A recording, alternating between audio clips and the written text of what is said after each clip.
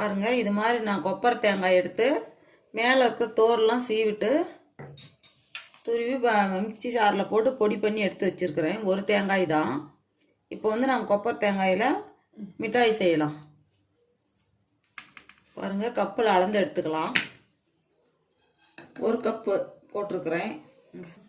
பாருங்கள், இன்னொரு கப். ஒரு 2 நிமிஷம் அப்படியே வறுத்து எடுத்துடலாம். கருவக்கூடாது, கருவாமல் வறுத்து எடுத்துக்கலாம். ஒரு 2 நிமிஷம் வறுத்து எடுத்துக்கலாம். ஏன்னா அந்த ஈரப்பதம்லாம் போயிடும். 2 நிமிஷம் வறுத்து எடுத்துக்கலாம். பாருங்கள், கையில் ஒட்டினா கூட ஈரப்பதமே இல்லைதா, பளபளன்னு இருக்குது. இந்த அளவு வறுத்து எடுத்துக்கணும். நான் பால் காய்ச்சி வச்சுருக்கிறேன். எந்த கப்பில் தேங்காய் எடுத்தோமோ அதே கப்பில் தான் 1 கப்பு பால் சேர்த்துக்கணும். இப்போ நம்ம பால் சேர்த்துக்கலாம்.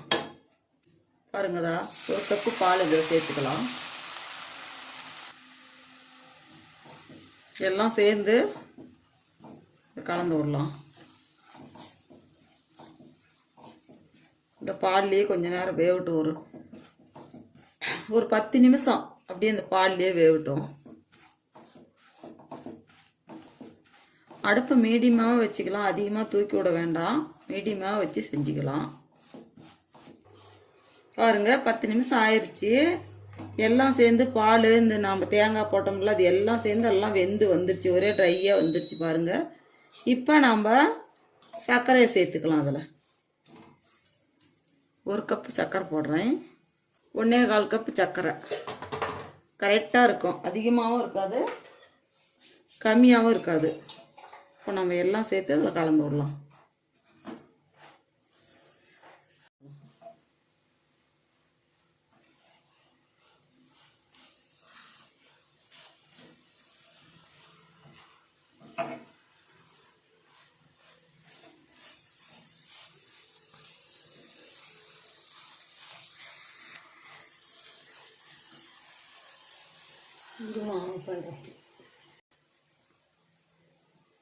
வெண்ணிலா எசன்ஸ் ஒரு மூடி ஊற்றிக்கலாம். ஏலக்காய் பிடிக்கிறது இந்த வாசனை நல்லா இருக்குன்னு சொல்லி இதை நான் போடுறேன். சாப்பிடும்போது டேஸ்ட்டாக இருக்கும்.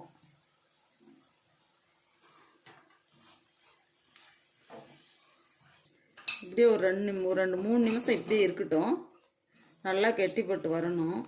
அதனால் இப்படியே எடுத்து போட்டுக்கிட்டே இருந்தோமா வந்துடும். பாத்திரத்தில் பிடிக்காமல் வரும். அப்போ தான் நம்ம எடுக்கணும். அப்படியே இருக்கட்டும். பாருங்கள், எல்லாம் பாத்திரத்தில் பிடிக்காமல் எல்லாம் வந்துருச்சு. ஈரப்பதம் எல்லாம் போயிடுச்சு. இப்போ வந்து நம்ம ஒரு பாத்திரத்தில் கொஞ்சம் எடுத்து போட்டு பார்க்கலாம். அது உருண்டை பிடிக்கிற சேப்பு வந்தாக்கா எடுத்துடலாம். அந்த அளவு ஆயிடுச்சு. இருந்தாலும் உங்கள்கிட்ட காட்டுறேன். கொஞ்சம் பாத்திரத்தில் எடுத்து போட்டு நம்ம கொஞ்சமாக உருண்டை பிடிச்சி பார்க்கணும். வந்துருச்சுன்னா உருண்டை வந்துருச்சுன்னு அர்த்தம். பாருங்கள்,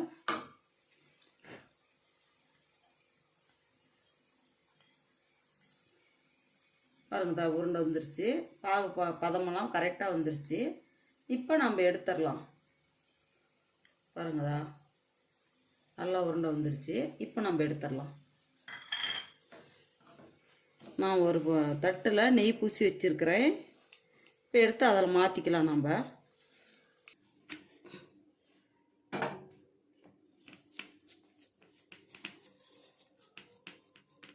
நான் நெய் தடவி வச்சுருக்கிறேன்.